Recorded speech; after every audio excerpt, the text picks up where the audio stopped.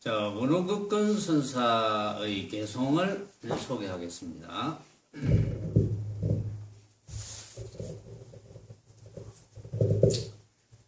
틀끝만치도 남기지 않으니 가로세로 자유롭다. 문턱 밖의 하늘과 땅이 툭 트였고 의젓한 도인은 한가롭다네. 또렷또렷한 조사와 부처의 뜻이여 또렷또렷한 100가지 풀 끝에 드러나네. 큰 의심의 그물을 빼앗아 부수고 애욕의 강물을 잘라버려라. 비록 하늘을 돌이키는 힘이 있을지나 당장에 편안히 쉼만 같을까 보냐. 내거리 한복판에 말쑥한 몸뚱이려니 위산의 검은 암소를 풀어놓았더구나. 자, 이제 원호극근 선사의 개성을 이제 한번 살펴봅시다. 틀끝만치도 남기지 않으니 가로세로 자유롭다. 틀끝만치도 남기지 않으니 뭘 틀끝만치도 안 남긴다는 거죠. 뭘 틀끝만치도 남기지 않으니 가로세로 자유로울까요? 뭘? 흔적을, 자취를. 왜냐하면은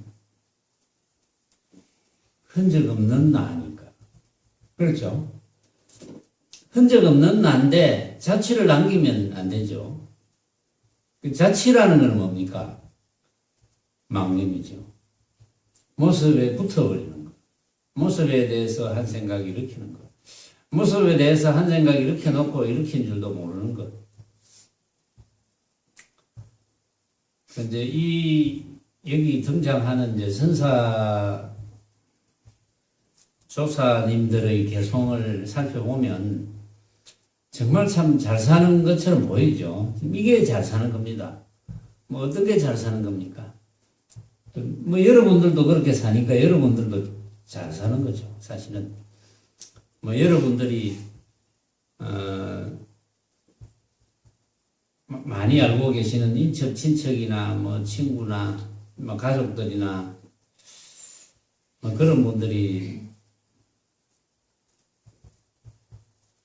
수행을 하지 않는 사람들이라면, 수행을 모르는 사람들이라면, 뭐 그런 분들이 생각할 때는 여러분들이 좀 못 살 수도 있어요.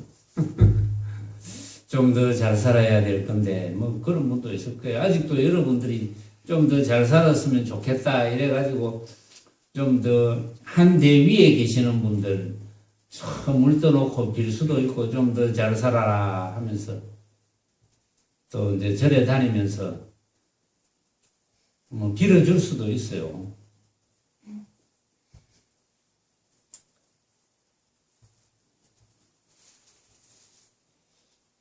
제가 아는 어떤 교회에 나가는 어떤 분이 그러더라고요. 성당에 나가는 분인지 교회에 나가는 분인지 어떤 분인지 어쨌든 뭐 항상 제가 잘 되도록 빌고 있대요. 항상 빌어준대요. 참 고마운 일이라 그랬습니다. 항상 기도가 빌기자 빌도자니까 빌어주는 거잖아요. 항상 빌어주니까 그래서 내가 이렇게 아직도 살아있는지 모르겠는데 참 고마운 일이죠. 틀끝만치도 남기지 않으니 흔적을 벌어진 온갖 모습을 철저히 환인 줄 알아서 망념을 일으키지 않는 것. 그래서 공부는 철저해야 됩니다. 공부가 뭐 적당하게, 글쎄요, 아이고 뭐 적당하게 하고 또 적당하게 살고 적당하게 즐기고, 적당하게 벌고, 적당하게 욕 얻어먹고, 적당하게 칭찬 듣고, 그것이 좋다는 분도 있어요. 참으로 적당하게 그리 된다면, 그건 적당이 아닙니다. 잘 사는 거지. 참으로 그렇게 될 수 있다면, 누가 아무리 욕해도 적당하게 한쪽 귀로 흘리고, 응? 누가 아무리 칭찬해도 적당하게 한쪽 귀로 흘리고, 누가 아무리 많이 내놔라 해도 적당하게 내놓고, 누가 아무리 맛있는 거 많이 사달라 그래도 적당하게 사주고, 그 적당한 게 정말 잘 되면 얼마나 좋겠습니까? 그런데 어떤 게 적당이죠? 적당한 게 어떤 겁니까? 정의가 적당한 게 어떤 거고? 응? 막상 물어보니까 대답이 아득하죠. 적당한 게 어떤 거니? 적당한 게 어떤 겁니까? 생각나는 대로. 내 생각나는 대로 해주는 거. 그게 적당한 거예요. 응? 밥 사달라 하면 내 생각나는 대로 그냥 사주면 돼. 돈 없으면 얻어먹고. 내가 얻어먹는 것도 적당하게 사주는 겁니다. 그런 도리가 있거든요. 원어급던 선사가 틀 것만 치도 남기지 않으니 가로 세로 자유롭다. 참으로 흔적 없는 나임을 정득했으니까, 나라고 하는 것은 참으로 흔적 없는 줄 알았으니까 가로 세로 자유롭다. 참으로 대자유인이죠. 흔적을 남기는 만큼 구속받으니까. 우리는 해탈하려고 수행하잖아요. 그런데 해탈하려고 수행한다고 하는데 누가 묶었습니까? 응? 우리는 풀려나려고 수행하는 거거든요. 누가 묶기는 묶었습니까? 풀려나게.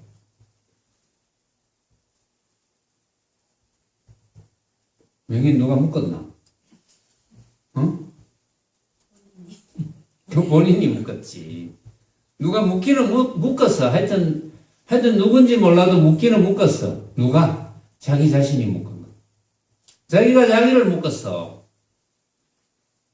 그걸 잘 모릅니다, 사람들은. 남 탓을 하잖아요, 전부. 이번에 청문회인지 뭔지 어쨌든, 많은 정치하는 많은 사람들을 불러다 놓고 또 국회의원들이 묻고, 검찰이 묻고 하는 거 보니까, 내 탓입니다. 이런 대답이 없더라고요, 보니까. 전부 남의 탓이더라고. 응? 다 남 탓이야. 남 탓은 없습니다. 전부 자기 탓이지. 이 세상에 남 탓이 어디 있습니까? 자기 탓이지. 근데 사람들은 그 이치를 모르니까 전부 남 탓을 하잖아요.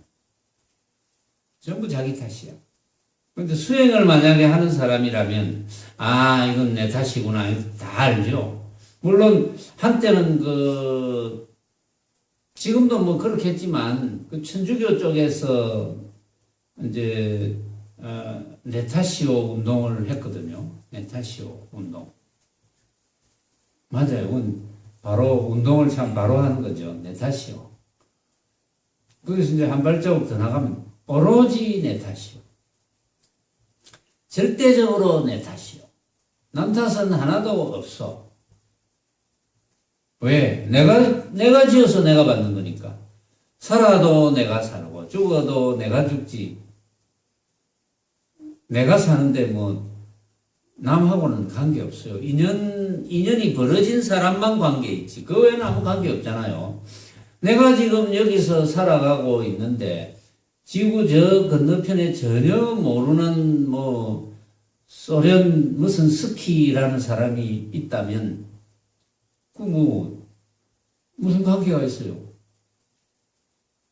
지도 모르고 나도 모르는데 만약에 있다 하더라도 전혀 모르거든요. 인연이 벌어지지 않았어. 그래서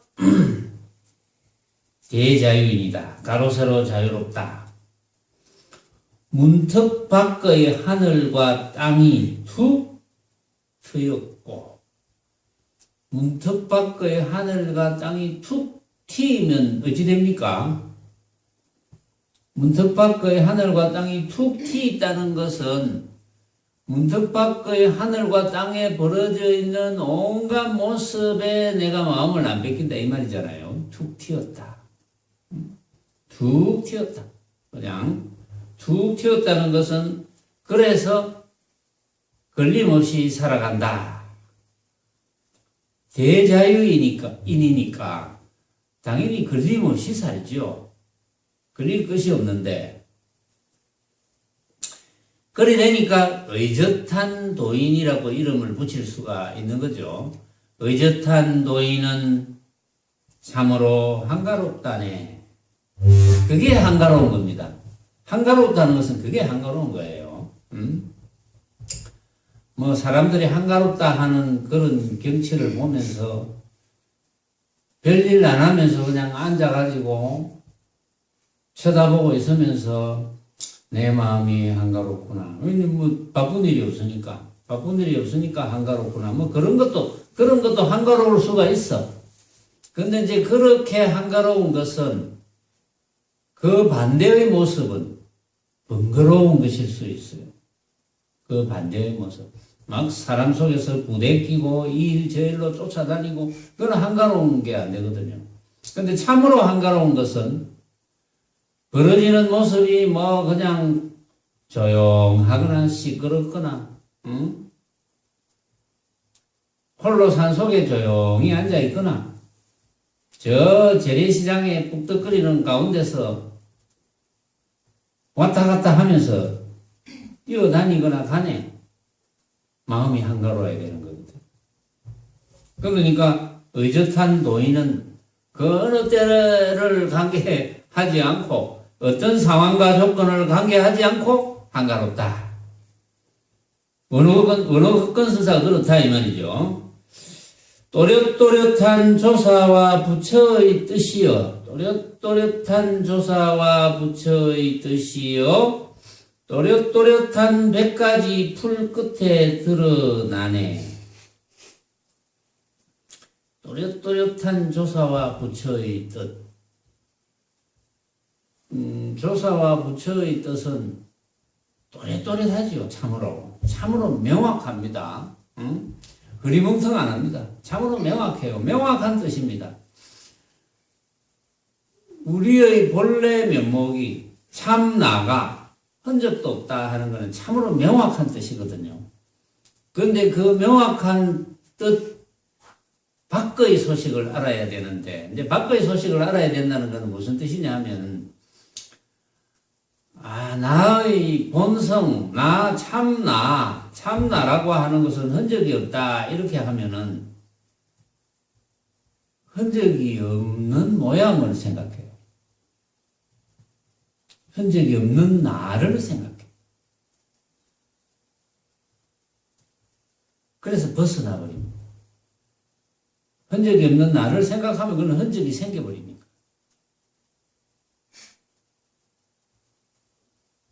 그러면 흔적 없는 나라는 본문을 들었으니까 흔적 없는 나를 한번 찾아봐야 되겠다 하면 흔적 없는 나를 찾아봐야 되겠다 하는 그것이 흔적입니다. 그러면 흔적 없는 나를 어떻게 드러냅니까? 내가 한 생각도 일으키지 않으면 됩니다. 한 생각도 일으키지 않으면 그대로 흔적 없는 나. 항상 흔적 없는 나. 자나 깨나 흔적 없는 나. 죽으나 사나 흔적 없는 나. 항상 흔적 없는 나. 그것이 또렷또렷한 조사와 부처의 뜻입니다. 그 뜻이 또렷또렷한 100가지 풀 끝에 드러나네. 드러나지 않는 것이 없죠. 또렷또렷한 100가지 풀 끝에 드러난다 했으니까 그 100가지 풀이라는 것은 이제 뭐 온갖 형상을 이야기하면 되겠습니다. 온갖 형상을 비유를 했다 이렇게 보면 되겠는데, 온갖 형상은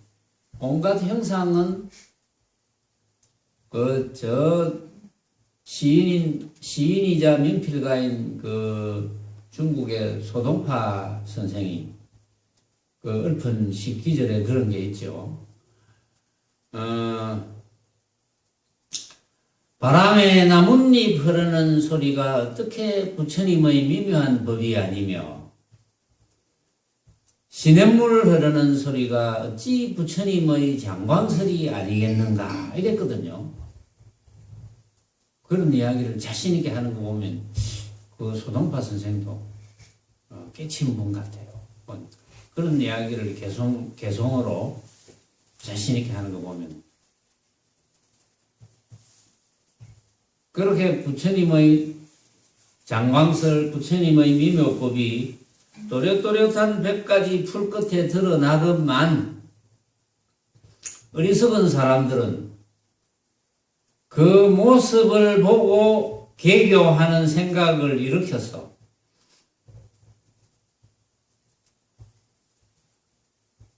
부처님과 조사의 뜻을 이제 알지 못하는 거죠. 다 드러나고 있는데 그것이 법문인 줄 모르는 거죠. 다 법문인데, 법문이 뭡니까? 법문이 뭐예요?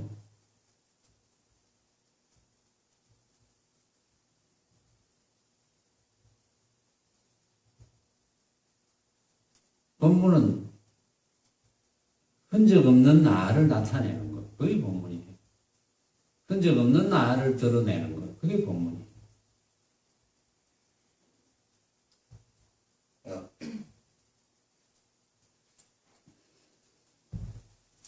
큰 의심의 그물을 빼앗아 부수고 애욕의 강물을 잘라버려라 이랬습니다.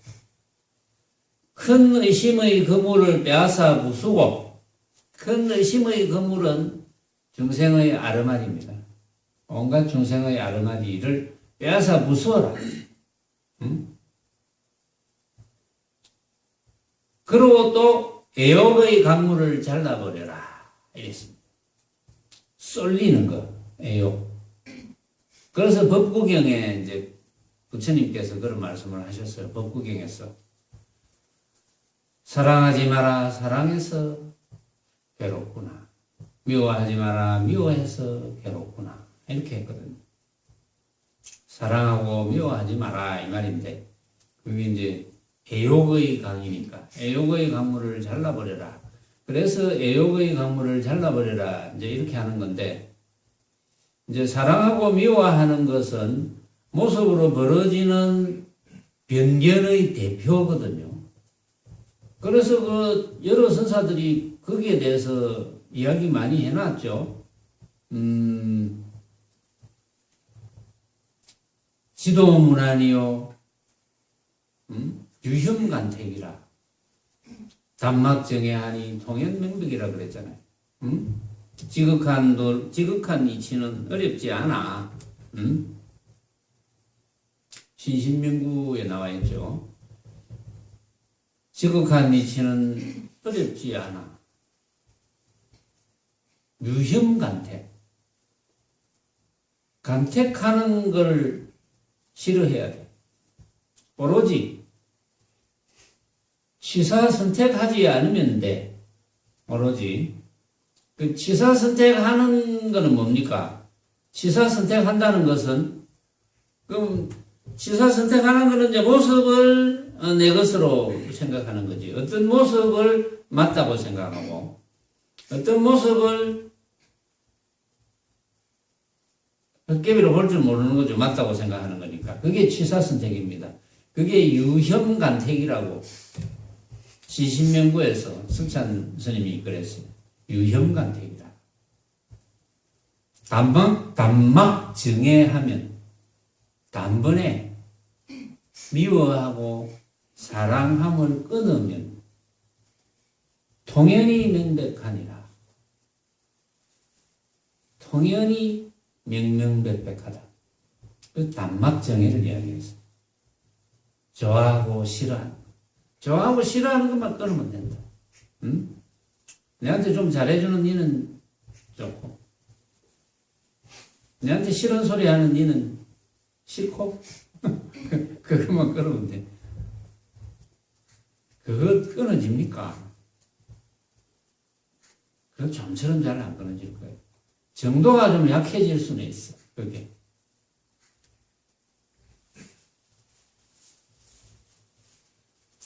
그래가지고, 어떤 사람 안 보는데 뒤에서 막 욕하고, 또 칭찬하는 거는 좀 나, 칭찬하는 거. 안 보이는 데서 뭐, 어쩌고, 저쩌고. 아마 대부분 그럴 거예요. 그 정도가 좀 강하냐, 약하냐지.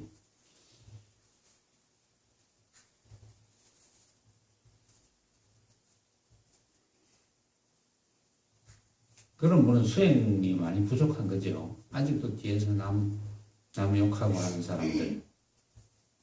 그건 뭐 수행이라고 할 수가 없지. 그건. 왜 그러냐 하면, 뒤에서 그 사람에게 뭐라 이러쿵저러쿵 하려고 하면 하지 말고 그 사람을 만나서 이야기했어. 만나가지고 왜 이러느냐. 나 이렇게 생각한다. 좀 고쳐라. 안 고치면 할 수 없고 고치면 다행이야. 만나서 이야기해야지. 그 사람은 듣지도 안 하는데 뒤에서 이러쿵저러쿵. 그야말로 헛개비 장난, 도깨비 장난 아닙니까? 그건 아무 소용없는 짓.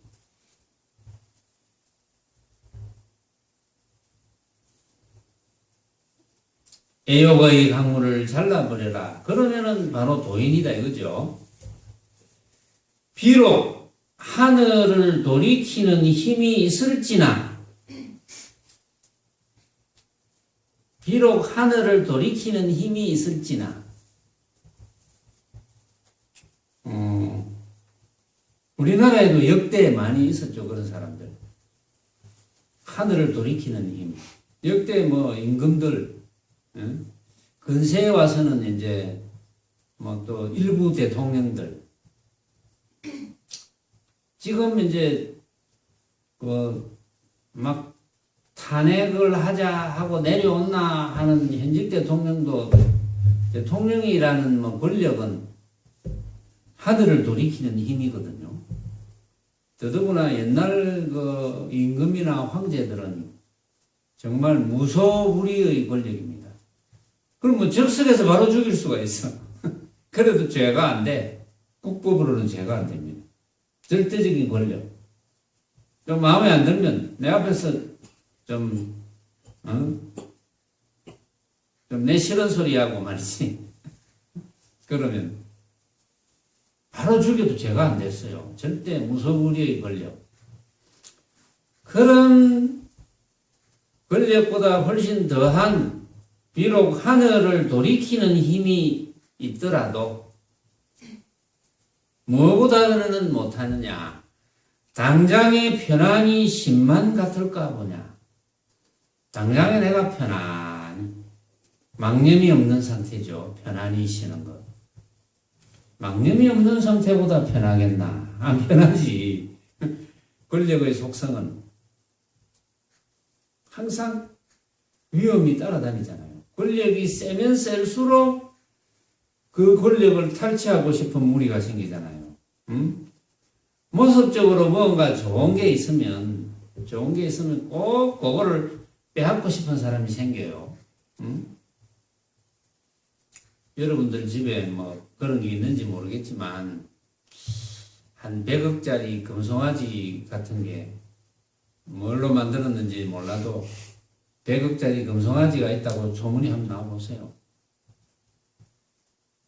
그거 뺏으려고만 온 천지에서 난리구슬 할 거야. 그거하고 똑같죠. 그러나 당장에 편안히 신만 같을까 보냐. 내거리 한복판에 말쑥한 몸뚱이 일러니. 내거리 한복판에 말쑥한 몸뚱이. 말쑥한 몸뚱이가 뭡니까? 흔적 없는 나. 그렇죠. 말쑥한 몸뚱이 일러니 위산의 검은 암소를 풀어놓았더구나. 위산의 검은 암소가 말수가 몽둥이다 이 말이거든요. 이거는 또 이제 우리 어느 토요일 날그 선문점송에서 다룬 적이 있습니다. 검은 물소. 위산선사의 제자가 앙산선사입니다. 그 5가 7종의 한 귀퉁이를, 한 모퉁이를 담당하는 정말 대단한 선사들이죠. 위산선사, 앙산선사. 그래서 위산선사와 앙산선사가 위양종의 창시자가 되죠. 뒤에. 여기 달마대사가 중국으로 건너와서 해가에게 법을 전하고 그러면서 법이 전해 내려와서 6조 해능대사 3조 2조 해가 3조 선찬 4조 도신 5조 홍인 6조 해능대사로 내려와서 그 다음부터는 5가 7종으로 벌어집니다. 그 7종 중에 위양종 창시자거든요. 위산과 앙산.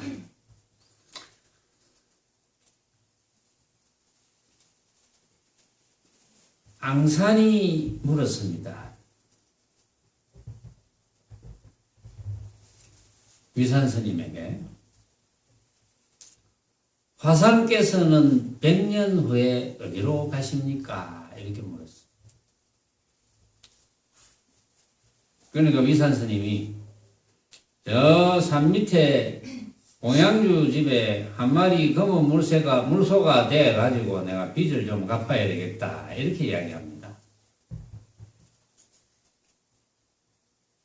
대단한 말씀이죠. 이걸 흔히들 이 말마디 밖에 뜻이 있는 줄 모르고 빚을 갚으려고 하구나 이렇게 생각할 수도 있어요. 위산선사가.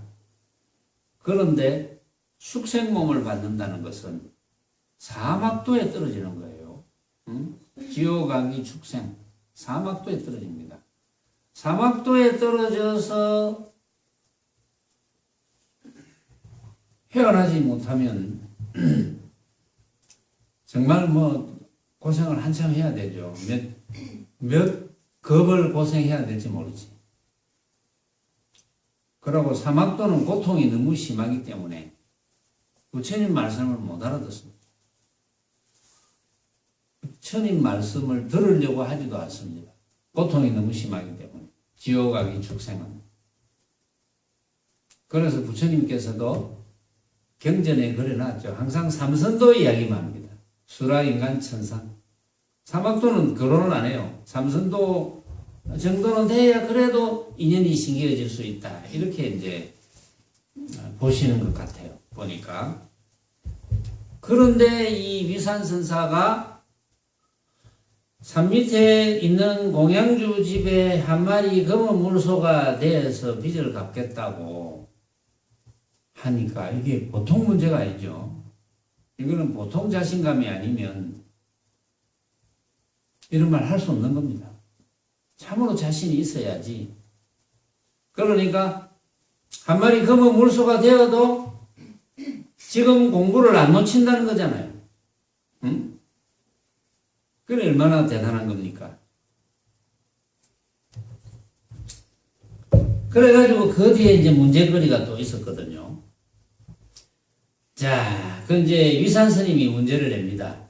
그래, 내가 산 밑에 공양주 집에 한 마리 검은 물소가 되어가 검은 물소로 태어났는데, 응? 겨드랑이에 위산하고 쓰여져 있으면 위산이라 불러야 되겠나, 물소라고 불러야 되겠나, 이렇게 문제를 냈거든요. 뭐라고 불러야 될까요? 위산이 죽었어. 한 마리 검은 물소로 태어났어. 그런데 겨드랑이에 보니까 위산하고 써져가 있어. 태어났는데. 위산이라 불러야 되겠습니까? 물소 이렇게 불러야 되겠습니까? 어떻게 불러야 될까요? 어떻게 불러야 될까요? 대연보살 어떻게 불러야 될까요?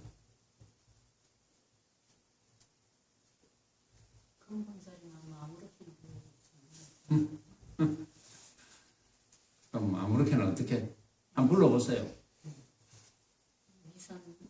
야, 이 소새끼야.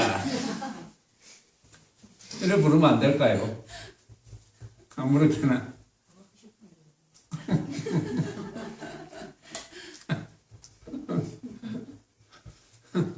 대연보살이 부르고 싶은 대로 한번 불러보세요. 대연 이렇게 부르든지 뭐. 응?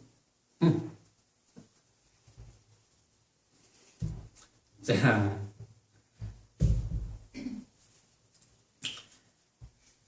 위산, 물소 라는 이름자가 없으면 뭐라고 불러야 됩니까? 이제 흔히들 이제 이런 문제를 내면은 여러분들은 이제 공부하는 분들이니까 벌써 모습에 쏠리지 않겠죠. 모습에 쏠리면 그건 틀립니다. 벌써 모습에 쏠리면 틀리잖아요. 응? 뭐 마음대로 불러가지고 못 알아들으면 거잖아. 대답 못하면. 내가 겨드랑이에 물소라고 써있는 거 보니까 내가 물소 모양인데 내가 전생에 위산이었는데 그 위산이나 물소로 부르지 않고 아무렇게나 부르면 대답 못하면 어떡해요?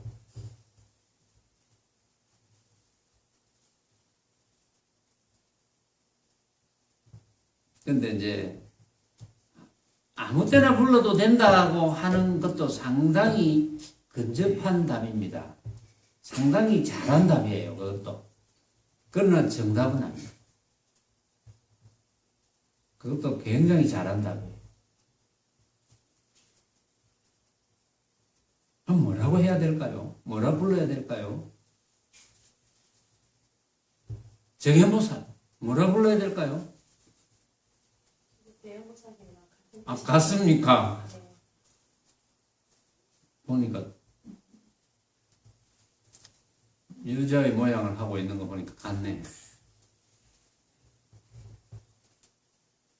더 나아가서 사람으로서 같네요. 보니까. 응? 그래서 답이 같구나.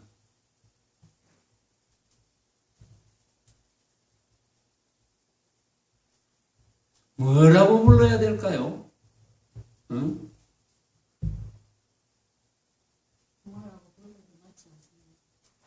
맞아요. 뭐라고 불러도 틀려. 뭐라고 불러도 맞지 않아요. 그런데 아무렇게나 부른다 하면 이제 안 되고, 뭐라고 불러도 틀려요.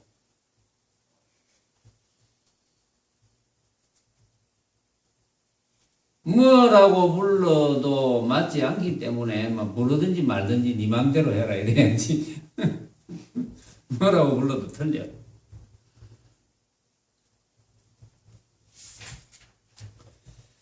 자, 그 다음에 혼성자 선사의 송을 한번 봅시다. 혼성자가 송하되 여러 급동안 도끼가 없었으나 참 깃털은 스스로가 굳히었네. 큰 집은 창문들이 열렸고 논밭에는 실끝만한 것도 없네. 자리상에 법이 비어서 묘하니 담장에는 지혜의 키가 높았네. 주지는 누구와 함께 늙는담? 공연히 분에 넘는 법복만을 입었구나. 혼성자 선사는 이렇게 노래를 했는데 여러 급동안 도끼가 없었으나 참 깃털은 스스로가 굳히었네. 여러 급동안 도끼가 없었지만은 참 깃털은 스스로가 굳히었네. 왜 도끼가 없어도 참 깃털은 스스로가 굳혀질 수밖에 없습니까? 왜 그렇죠? 도끼가 없어도 참 깃털은 스스로 붙여질 수밖에 없을까요? 왜?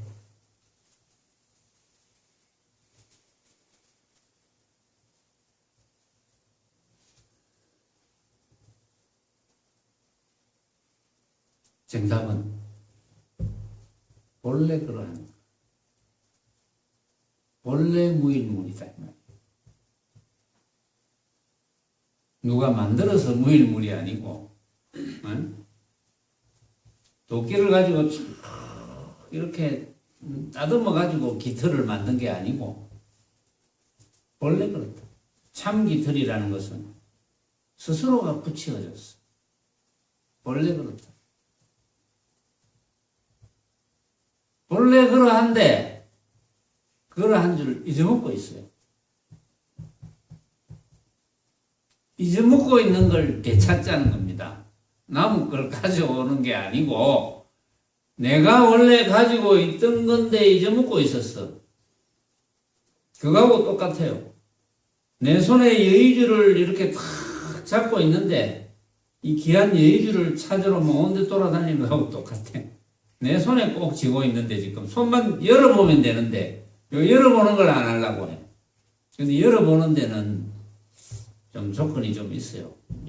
이 열기가 좀 쉽지가 않아요. 열기가 이거 열려면 고생을 좀 해야 돼요. 여는 방법을 찾아야 돼. 그거만 되면 열기만 열면 내 손에 있거든. 근데 사람들은 한번 있는 거는 알아. 있기는 있는 것 같아. 그래서 온데 찾아다닙니다. 근데 있기는 있는 것 같은데 그게 뭔지를 모르니까 하여튼 귀하다는 것만 알아요. 귀한 걸 찾아야 된다. 이렇게만 알고 있어가지고 온 천지를 헤매고 다니는 거예요. 손만 열면 되는데 요 손 여는 방법은 망념을 안 일으키는 겁니다. 그게 손을 탁 여는 방법. 망념을 일으키지 않으면 그대로 여의줍니다. 그렇죠? 근데 망념이 이제 잘 일어나요. 그래서 여의주가 찾기지가 않는 겁니다. 망념이 잘 일어나니까. 망념이 안 일어났다고 생각했는데 알고 보면 망념이 일어나 있는 거예요. 그래서 좀 노력을 좀 해야 돼요. 다른 노력은 안 해도 이 노력은 좀 해야 됩니다. 망념을 잠재우는 노력. 지금 여러분들이 망념을 잠재우는 노력을 열심히 하고 있죠. 지금 괜히 한 세상 더 살지 말고 어쨌든 제대로 살아야 돼요. 지금 여러분들이 하는 것처럼 제대로 살아야 되죠. 큰 집은 창문들이 열렸고 큰 집은 창문들이 열려 있어. 큰 집. 이거는 이제 큰 집이라고 하는 것은 이제 다른 비유인데 무슨 비유냐? 큰 집은 창문들이 열려 있다 하는 것은 무슨 비유냐 하면은 이 큰 집은 이제 본체에 관한 비유입니다. 본체에 관한 비유고 창문들이 열려 있다는 것은 작용에 관한 비유입니다. 큰 집은 창문들이 열려 있고 본체에서 온갖 작용을 하는 이치를 증득을 해야 되는 거거든요. 본체가 온갖 작용을 한다. 여러분들이 저를 쳐다보는 것도 본체가 쳐다본다. 여러분들이 내 이야기를 듣는 것도 본체가 듣는다. 이 이치를 이제 명확하게 아는 거죠. 깨달으면 이 이치를 알아서 이 이치를 놓치지 않는 것이고 여러분들도 이 이치는 알죠. 이 이치는 압니다. 이 이치를 모르는 분도 혹시 있을런가 모르겠네요. 여기서 다 알죠. 만약에 다 안다면 아는 만큼 깨친 겁니다. 여러분들. 저 밖에 나가가지고 제일 복잡한 데 남포동 서면 이런 데 가가지고 사람들 붙들고 한번 물어보면 잘 모를 겁니다. 이 이치를. 왜냐하면 이 이치를 모른다는 것은 고만한 깨침이 없었기 때문에. 그러나 또 어떤 사람은 붙들고 한번 이야기해주면 금방 이치를 수긍할 수도 있어요. 금방 그만큼 깨칠 수가 있어요. 그래서 큰 집은 창문들이 열렸고 논밭에는 실끝만한 것도 없네. 이것도 비유죠. 논밭에는 실끝만한 것도 없다. 실끝만한 것 없는 게 뭐가 있겠습니까? 들것만한 것도 없는 게 뭐 당연하죠. 본래 면목. 그렇죠. 참나, 흔적 없는 나. 거기는 들것만한 것도 없어. 실것만한 것도 없어. 논밭에는 실것만한 것도 없네. 자리상에 법이 비어서 묘하니. 자리상, 법상에 법이 비어서 묘하니. 법이 비어서 묘하다는 것은 온갖 법이 비어서 묘하다. 온갖 법은 텅 비었다. 온갖 법이 텅 비었다는 것은 온갖 법이 허망하다. 온갖 법이 허망하다는 것은 그 온갖 법이 일정한 모습이 없다. 온갖 법이 일정한 모습이 없다는 것은 고정된 것이 없다. 그래서 법이 비어서 묘하니 이랬거든요. 묘하다. 응? 묘하다 하는 것은 아무것도 없는 것이 아니라 그저 표현이 묘하다. 흔적이 없으니까 묘하잖아요. 흔적이 없어서 흔적 없구나 하는 생각하면 그건 묘한 게 아니거든요. 그건 망념이지. 그런데 흔적이 없다는 것이 흔적이 없으니까 아무것도 없구나 하면 그건 단멸이거든요. 그렇기 때문에 묘자 하나가 있는 겁니다. 묘. 묘가 있어서 딱 보완을 해주는 겁니다. 흔적이 없지만은 묘하구나. 이렇게 이야기할 수 있거든요. 묘한, 묘한 흔적. 묘한 흔적이라고 해둡시다.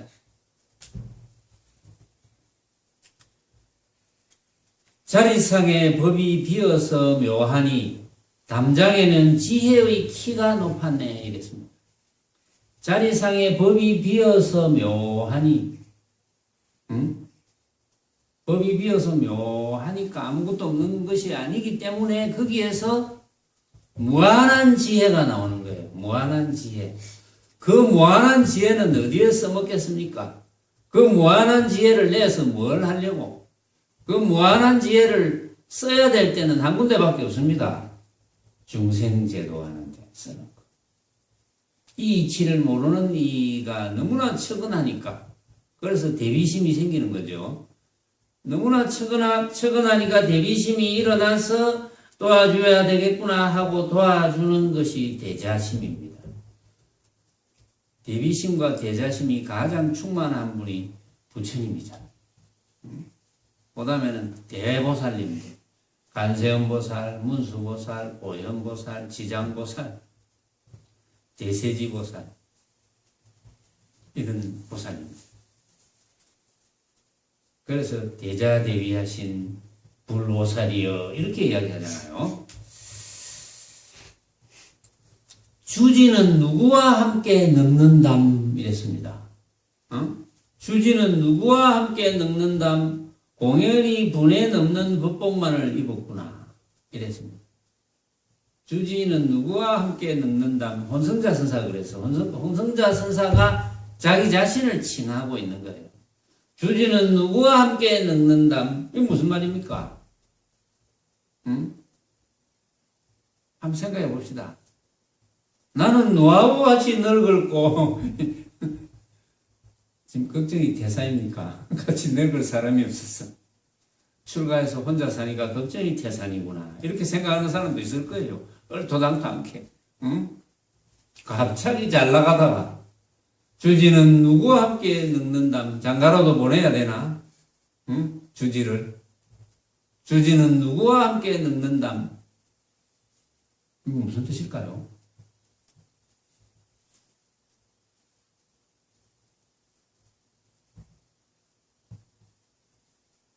우뚝하다는 겁니다. 내하고 짝할 리가 어디 있겠노? 이 말이에요. 어? 왜 내하고 짝할 리가 없습니까? 왜 혼성자 선사하고 짝될 리가 없겠어요?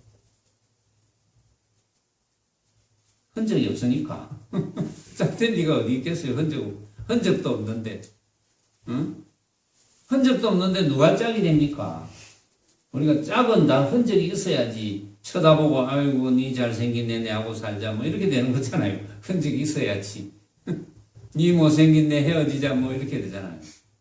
응? 공연히 분에 넘는 법복만을 입었구나. 이랬어요. 분에 넘치는 법복만을 공연히 입었어. 법복을 안 입었다고 어디 뭐 스님이 아닙니까? 법복을 안 입었다고 도인이 아닙니까? 근데 그런 뜻이죠. 그런 모습에 쏠리는 것이 아니라는 뜻으로 마지막에 이렇게 이제 혼성자 선사가 소홍을 마무리를 했습니다. 보림본 선사, 보림본이 당에 올라서 이르되 90일 안거가 오늘로부터 시작되니 동토와 서천이 똑같은 제도로다. 원래 모든 성인들의 뜻이건대 그것 또한 딴 것이 아니라 하나는 중생들을 아끼자는 것이요. 다음은 거룩한 법을 닦아 익히려는 것이다. 그러나 정진하려는 이는 용맹스럽게 닦아서 이 기간 동안에 많은 성과를 얻어라. 만약 크게 마음이 튀인 스님이라면 보살의 수레에 걸터 앉아서 이르기를 대원각으로서 나의 가람을 삼고 몸과 마음이 평등성지에 안거한다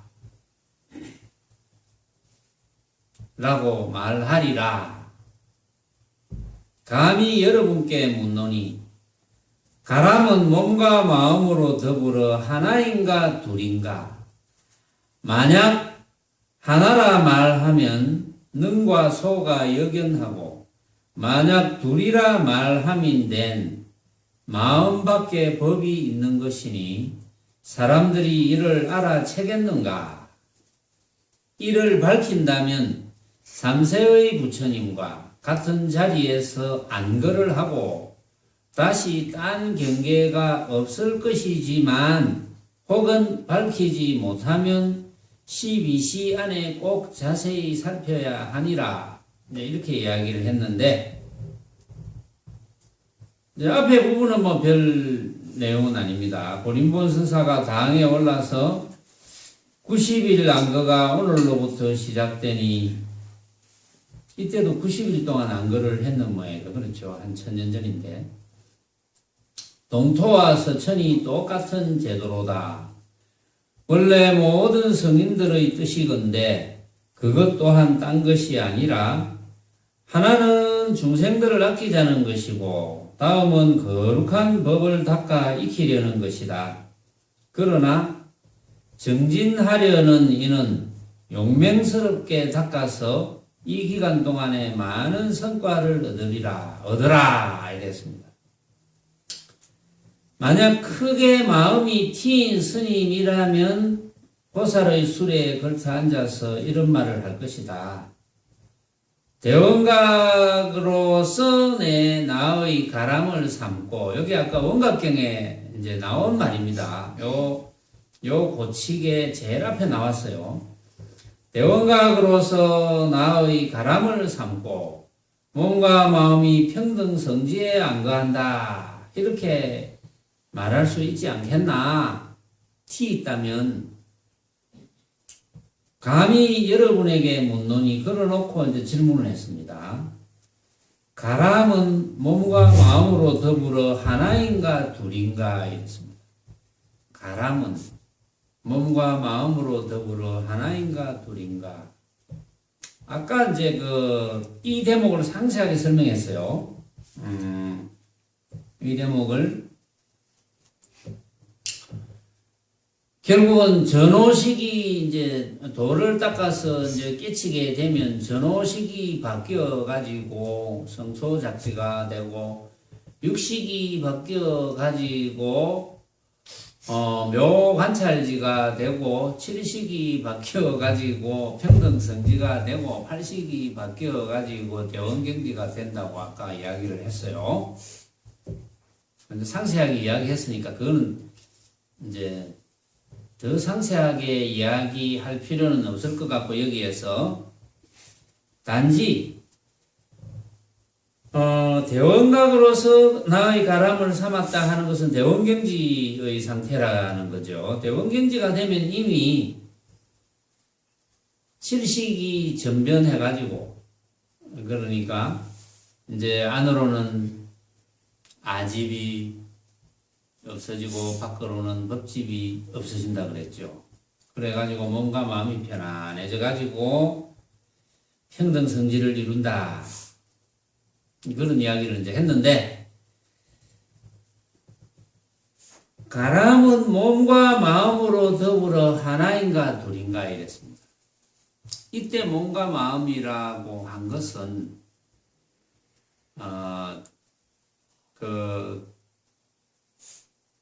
육신을 굴리는 주체인 그 마음의 표현으로 몸과 마음이라고 한 게 아닙니다. 여기서는 몸과 마음이 이제 함께 일컬어지는 건데, 몸과 마음이, 왜냐하면 그 앞에 대원각으로서 나의 가람을 삼고 몸과 마음이 평등성지에 안거한다 했으니까, 평등성지에 안거할 수 있는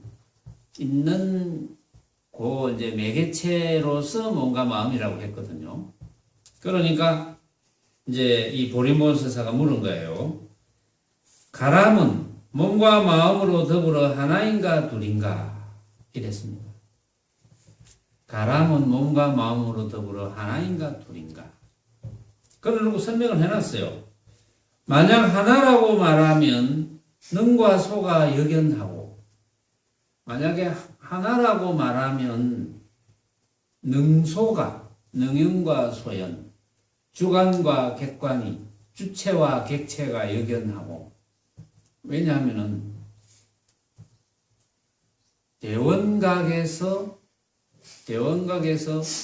몸과 마음을 사용하는 거거든요, 말하자면. 그러니까 주체가 대원각이고 객체가 몸과 마음이 되는 겁니다, 여기서. 그러니까 만약에 하나라고 말한다면 주체와 대상이 역연하다 말이야. 만약 둘이라고 말한다면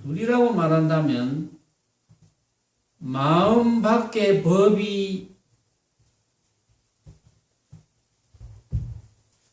있어야 되는 거죠. 사실은 마음 밖에 법이 없죠. 심외 무법처. 요 마음 밖에 법 없다 하는 요 마음이 대원각을 이야기하는 겁니다, 말하자면. 그러니까 하나라 말하면 주관과 객관이 이제 역연한데, 어떻게 하나라 말할 수 있겠나 이 말이에요. 그러면 둘이라고 말한다면 사실은 마음 밖에 법이 없는데 어떻게 둘이라고 말할 수 있겠나? 이를 알아채겠나? 이제 이 말이에요. 이를 여러분들은 다 알아챘죠. 그래서 하나도 아니고 둘도 아니다 라고 이야기할 수밖에 없는 것. 이를 밝힌다면 삼세의 부처님과 같은 자리에서 안거를 하고 다시 딴 경계가 없을 것이지만, 혹은 밝히지 못하면 빨리 이 12시 안에 자세히 살펴야 되지 않겠느냐 하고 보림본서사가 제일 처음에 등장한 고칙을 꺼내가지고 이야기한 겁니다. 자, 이 시간에는 여기까지 하겠습니다.